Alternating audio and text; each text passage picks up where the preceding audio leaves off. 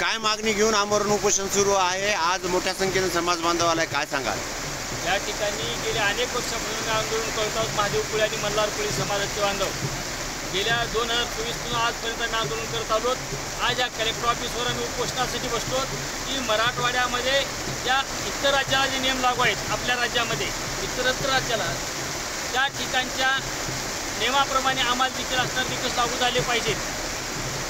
आणि तशाच प्रकारे या ठिकाणी मधुकर पिचड असेल किंवा गुरुद्वारे असतील यांना ज्या पद्धतीने निकष लागू केले जातात ते निकष आम्हाला लावले पाहिजेत आणि सुलभ रीतीने जात प्रमाणपत्र भेटलं पाहिजे आणि वैधता भेटली पाहिजे. या मागणीसाठी गेल्या अनेक दिवसापासून आंदोलन करत आहोत. आज मोठ्या प्रमाणात पाऊस पडत आहे.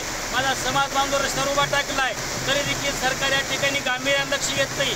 असं होत असताना माझा एक असणारा शिवाजी मेळे नावाचा भाऊ या ठिकाणी जातीचं प्रमाणपत्र न मिळत असल्या कारणाने तो त्या ठिकाणी मृत्युमुखी झाला आहे.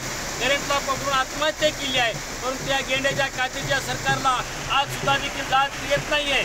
म्हणून आम्ही या ठिकाणी कलेक्टर ऑफिसासमोर उपोषण करत आहोत, आंदोलन करत आहोत.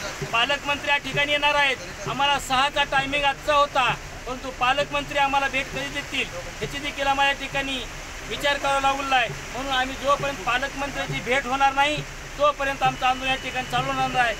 अशा प्रकारचं आम्ही या ठिकाणी आवाहन करतो.